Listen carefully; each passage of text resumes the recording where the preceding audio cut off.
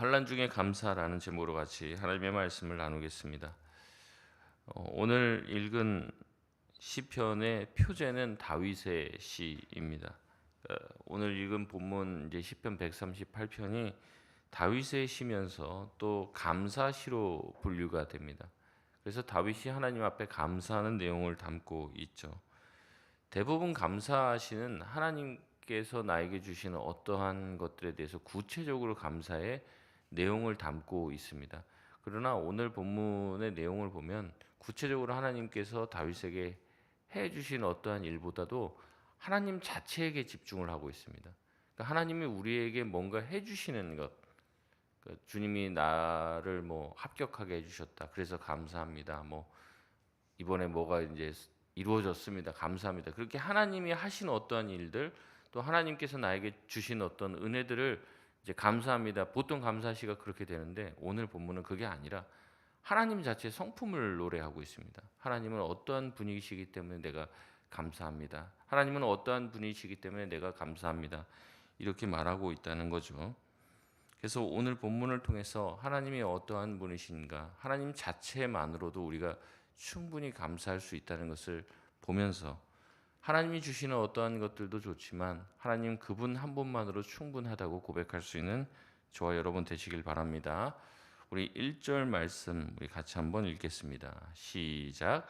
내가 전심으로 주께 감사하며 신들 앞에서 주께 찬송하리이다. 아멘.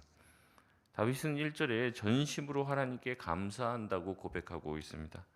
다윗이 하나님께 드리는 감사는 온 마음을 다해서 드리는 감사이죠. 신명기 말씀에서 신명기 6장 5절에서 하나님은 이렇게 명령하십니다. 너희는 마음을 다하고 뜻을 다하고 힘을 다하여 주 너의 하나님을 사랑하라라고 말씀하고 계십니다. 마음을 다하고 뜻을 다하고 힘을 다하여, 그러니까 전심으로 하나님을 사랑하라라고 얘기하시죠. 하나님은 우리의 일부의 마음만 원하지 않습니다.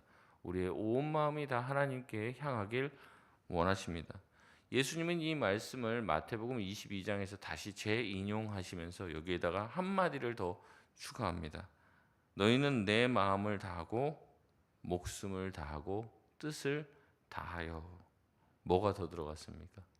목숨을 다하여. 하나님을 사랑하는 것이 크고 첫째 되는 계명이다. 목숨을 다하고 뜻을 다하고 마음을 다해서 전부 다 쏟아서 하나님을 사랑하고 주님께 기도하는 것, 이것이 바로 주님이 주시는 첫 번째 계명이다라고 말씀을 하고 계시는 거죠. 저와 여러분이 하나님을 찬양하고 감사한다면 바로 이러한 마음으로 찬양하고 감사하실 수 있기를 바랍니다. 다윗은 지금 전심으로 내가 주님께 감사한다고 얘기하죠. 자기 마음 한 귀퉁이에 하나님을 향한 불만과 불평이 있는 게 아니라 자기의 모든 마음이 다 하나님을 찬양하는, 하나님께 감사하는 마음이라고, 내 마음 전체가 다 하나님을 향한 감사로 채워져 있다고 고백합니다. 그러면서 신들 앞에서 주께 감사한다라고 1절 뒷부분에 말하고 있습니다. 여기서 신들은 누구를 말하는가? 신학자들은 우상을 말한다, 또 천사를 말한다, 또 다른 영적인 존재들이라고 해석합니다. 그러나 신들이 정확히 누구인지는 특별히 중요하지 않습니다. 시인은 오직 하나님 한 분, 어떠한 세상의 신들이 있고 어떠한 대단한 신적 존재들이 있다 할지라도 그분보다 더 높으신 분, 오직 하나님 한 분께만 감사하며 찬양하겠다고 고백하고 있습니다. 이 고백은 이전에 하나님을 향한 성전의 예배로 이어지게 됩니다. 하나님께 감사하고 하나님을 찬양하니 당연히 성전 가까이 나아가 하나님 앞에서 예배하길 원하시는 것이죠. 그래서 시인의 감사는 바로 예배로 이어지게 됩니다. 예배하는 자리에 가서 다시 한번 또 하나님을 향해 감사를 올립니다. 감사의 내용은 주의 인자하심과 성실하심입니다. 주의 인자와 성실하심, 주님께서 인자하시고 성실하시다라는 말을 굉장히 입버릇처럼 반복을 하는데, 여기서 인자는 히브리어 단어로 헤세드입니다. 하나님이 우리를 향해서 가지고 계시는 그 언약적인 사랑을 얘기하고 인자를 얘기하는 거죠. 성실하심은 에메트입니다. 주님께서 날마다 우리에게 어떤 것들을 베푸시는데 성실하시다는 거예요. 그러니까 늘 똑같다는 거죠. 성실하지 않다는 건 뭐예요? 일찍 오기도 하고 늦게 오기도 하고 지 맘대로 하는 게 이제 불성실한 거잖아요. 근데 성실하시다, 에메트하시다라는 말은 하나님께서 늘 일정하시다는 거죠. 늘 때가 되면 해가 뜨고 늘 또 해가 때가 되면은 또 달이 뜨고 주님께서 하시는 모든 것들은 우리에게 성실하심으로 대하신다는 거죠. 그래서 다윗은 항상 찬양을 할 때 주의 성실하심, 주의 인자하심을 찬양하고 있습니다. 하나님은 어떻게 다윗에게 인자와 성실하심으로 대했는지 구체적으로 3절에 말하고 있습니다. 우리 3절 말씀 같이 한번 읽겠습니다. 시작. 내가 간구하는 날에 주께서 응답하시고 내 영혼에 힘을 주어 나를 강하게 하셨나이다. 아멘. 다윗은 하나님 앞에 기도했습니다. 기도할 때마다 하나님은 어떻게 성실하게 또 인자로 대하셨습니까? 그의 기도에 응답하심으로 그렇게 하셨죠. 하나님께서 다윗의 기도에 응답하실 때 다윗의 영혼에 힘이 생기고 그의 영혼이 더욱더 강하게 되었다고 말합니다. 여러분 우리도 마찬가지입니다. 기도를 해도 달라지는 것 하나도 없고 기도를 해도 응답되는 게 하나도 없다면 내 영혼에 힘이 쭉쭉 빠지죠. 강해지기는커녕 내 영혼이 더 약해지고 하나님께 하는 기도 또한 약해지고 부족해질 때가 많이 있습니다. 그러나 다윗은 얘기하던 거죠. 내가 기도할 때마다 하나님은 인자와 성실로 늘 한결같이 새벽빛같이 일정하게 나에게 응답해 주셨다는 거죠. 그러니까 이 모든 것들이 어땠다는 거예요? 굉장히 나의 영혼과 마음에 힘을 주어서 나를 강하게 하여서 더 깊은 찬양과 감사를 올려드릴 수 있었다는 것입니다. 우리도 그럴 때가 있습니다. 나도 기도하고 잊어버리고 예전에 그런 기도를 했었나라는 생각이 드는데 돌아보면 나중에 기도 노트 뭐 이런 것들을 찾아보다가 기도 제목 낸 것들을 찾아보다 보면 내가 옛날에 기도하고 잊어버렸던 것이 응답이 됐다는 것을 보게 되면서 아 나는 잊어버려도 하나님은 성실을 하시구나. 하나님은 성실하게 내 삶에 응답하시는구나. 이런 감격이 생기면 우리 마음에 기쁨이 충만하고 내 영혼에 힘이 넘치게 되는 것이죠. 바로 오늘 기도의 자리가 그런 자리가 되시길 바랍니다. 다윗의 기도는 계속해서 자기 개인을 넘어 확장되어 갑니다. 다윗은 4절에 자신뿐 아니라 세상의 모든 왕들 또한 마땅히 하나님 앞에 감사해야 한다고 말합니다. 왜 그렇습니까? 그들이 주님의 말씀을 들었기 때문에 그렇다라고 말하죠. 다윗이 하나님의 말씀을 찬양하고 다른 왕들에게 그것을 선포하고 노래로 전해줬습니다. 5절의 시인은 세상의 왕들도 여호와의 말씀을 들었고 여호와의 도를 알았기에 그것을 노래해야 한다고 말합니다. 우리 또한 마찬가지입니다. 하나님의 말씀을 들을 수 있고 주님의 도를 알 수 있다는 것만으로도 하나님 앞에 충분히 감사의 제목이 되는 줄로 믿습니다. 매일 나와서 또 이렇게 새벽에 말씀을 듣고 기도하는 자리 이것이 힘들죠. 힘들지만 그것이 다윗은 뭐라고 얘기하냐면 말씀을 듣는 것, 여호와의 도를 아는 것, 그 모든 것이 감사할 일이라고 이야기합니다. 어떤 분들은 제가 지나가면서 새벽 기도 좀 나오세요 이렇게 말씀을 하면 목사가 굉장히 자기를 괴롭히려고 하는 줄 압니다. 아유 새벽 기도 어떻게 나가요? 새벽 기도 나오라고 강요하지 마세요. 제 마음 한켠에는 그런 생각이 드는 거죠. 말씀을 듣고 기도하자는 게 그 사람 괴롭히려고 하고 못 살게 굴려고 하는 겁니까? 그게 아닌데도 불구하고 그걸 모르니까 말씀을 듣고 기도하는 것 자체 그것이 참으로 우리에게 감사할 일이고 내 특권이라는 것을 잘 모르고 있다는 거죠. 오늘 아침에 나와서 또 기도하는 이 시간이 여러분 육체적으로는 힘들고 어려운 일일지 몰라도 여러분의 영혼에 감사가 되고 또 하나님 앞에 찬양이 되는 귀한 시간이 되시길 바랍니다. 다윗은 하나님의 세심함을 노래합니다. 주님께서는 그냥 높은 곳에만 계시는 분이 아니라는 거죠. 우리 6절 말씀 같이 읽겠습니다. 시작. 여호와께서는 높이 계셔도 낮은 자를 굽어 살피시며 멀리서도 교만한 자를 아심이니이다. 아멘. 세상의 높은 사람들은 낮은 곳에 있는 사람들의 고충을 알지 못합니다.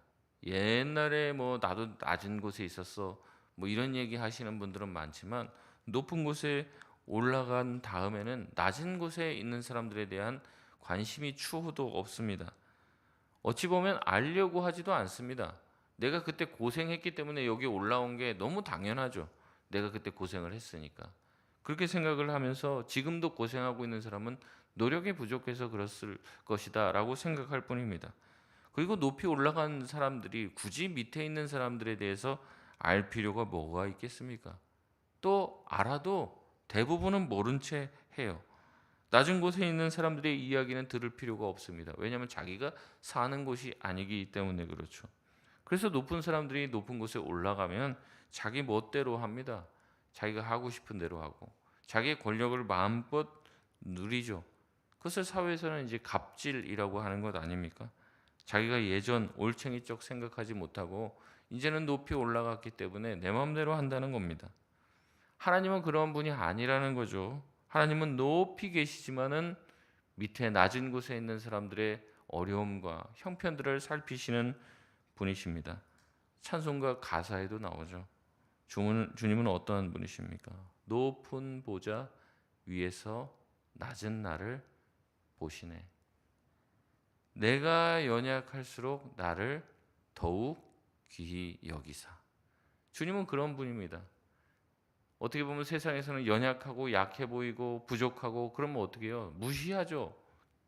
깔아뭉갭니다. 그러나 하나님은 그런 분이 아니십니다. 누구보다 높이 계시고 누구보다 강하시지만 우리와 같은 연약한 자들, 연약하면 연약할수록 부족하면 부족할수록 나를 더욱 귀히 여기시는 분이십니다. 세상 사람들은 낮은 사람을 상대하려고 하지 않습니다. 높은 사람과 상대하고 더 높이 올라가려고 하죠. 그러나 주님은 낮은 우리를 살피시고 낮은 우리와 같이 되셨습니다. 주님은 낮아 있고 없고 연약한 사람들을 오히려 사랑하십니다. 그러나 주님이 싫어하시는 사람이 있어요. 어떤 사람입니까? 교만한 사람이죠. 가장 싫어하는 사람이 바로 교만한 사람입니다. 똑똑하다고 내가 가진 것, 내가 하나님께 받은 달란트, 은혜, 그 모든 것이 자기의 능력과 힘으로 된 줄 알고 그것이 없는 사람들을 무시하고 깔아뭉개는 모든 것, 그 모든 것이 하나님 앞에 고개를 든 것, 교만이라고 여기시고 교만한 자는 반드시 꺾으신다고 말씀하십니다. 우리가 이 말씀을 명심해야 합니다. 주님이 높은 곳에 계시면서도 낮은 자의 어려움을 하감하셨던 것처럼 우리 또한 하나님께서 높이 세워주시면 그것 가지고 감사하면서 동시에 어떻게 됩니까? 나는 높아졌지만 또한 그런 높임을 받지 못한 사람들, 또 연약한 사람들, 또 나와는 다르게 어려움을 겪은 사람들, 그 사람들의 형편을 돌아볼 줄 아는 분들이 되시길 바랍니다. 다시 한번 다윗은 7절에 하나님께 도움을 요청합니다. 환난 중에 자기를 건져달라고 얘기하죠. 손을 펴사 원수들을 막아달라고 얘기합니다. 주의 오른손으로 나를 구원해달라고 하나님께 기도로 마무리하고 있습니다. 그래서 감사는 예배를 통해 그 다음에 기도로 나아가게 됩니다. 마지막에 기도로 마무리하는데 우리 8절 말씀 같이 한번 읽겠습니다. 시작. 여호와께서 나를 위하여 보상해 주시리이다. 여호와여 주의 인자하심이 영원하오니 주의 손으로 지으신 것을 버리지 마옵소서. 아멘. 이 부분이 조금 저도 이해가 안 가서 번역을 다시 여러 가지로 보는데 번역이 매끄럽지가 않아요. 갑자기 여호와께서 나를 위해서 보상해 주시리이다.